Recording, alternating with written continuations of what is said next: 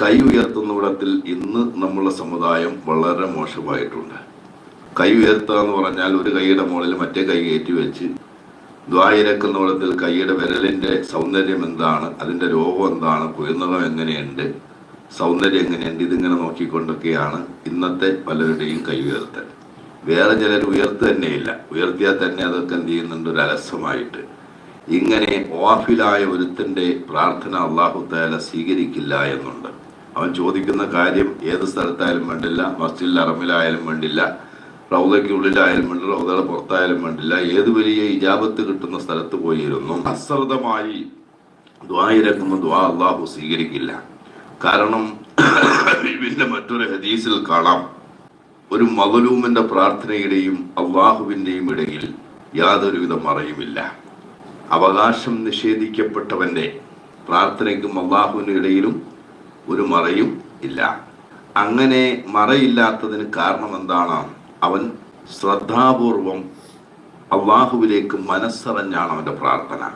അവിടെ ഈ മദ്ലൂമ് മുസ്ലിം ആയിക്കൊള്ളണമെന്ന് ഒരു ഹദീസിനും ഇല്ല, അതിന്റെ വ്യാഖ്യാതാക്കളും അത് പറഞ്ഞിട്ടില്ല. അപ്പൊ മദ്ലൂമായ വ്യക്തി ഒരുപക്ഷെ കാഫിറായിരിക്കാം, അയാൾ ക്രൈസ്തവനായിരിക്കാം, ജൂതനായിരിക്കാം, അതല്ലെങ്കിൽ മറ്റേതെങ്കിലും മതക്കാരനായിരിക്കാം.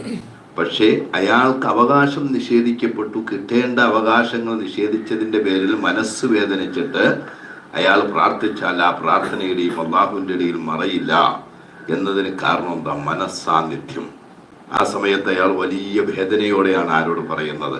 അള്ളാഹുവിനോട് പറയുന്നത്. ഈ നിലയിൽ വേദനിക്കുന്ന മനസ്സോടെ അള്ളാഹിനോട് ദ്വായിരന്നാൽ ഏത് പ്രശ്നത്തിനും പരിഹാരം ഉണ്ടാവും. കാരണം ദ്വാ ആണ് ഒരു മുഅ്മിനിന്റെ ആയുധം എന്ന് റസൂലുള്ളാഹി പഠിപ്പിച്ചിട്ടുണ്ട്. വേറൊരു സ്ഥലത്തുണ്ട്, ലാ യഅബുബിക്കും റബ്ബി ലൗലാ ദുആഉക്കും, നിങ്ങൾക്ക് ദ്വായിരക്കാൻ നേരമില്ലെങ്കിൽ നിങ്ങളെ നമ്മുടെ റബ്ബ് പരിഗണിക്കുക തന്നെയില്ല. ദ്വായിരന്നാൽ മൂന്നാലൊരു ഗുണം ലഭിക്കും. ഒന്നിരിക്കെ ചോദിച്ച കാര്യം നൽകും. അത് അല്ലെങ്കിൽ ആ ദ്വായിരന്നതിന് നമുക്ക് എന്ത് ചെയ്യും? അള്ളാഹുവിൻ്റെ അടുക്കൽ അത് ഇബാദത്താണ്, അത് ചെയ്തതിൻ്റെ കൂലി കിട്ടും. അത്ര നേരം അവൻ്റെ ഇബാദത്ത് ചെയ്തതിൻ്റെ കൂലി കിട്ടും.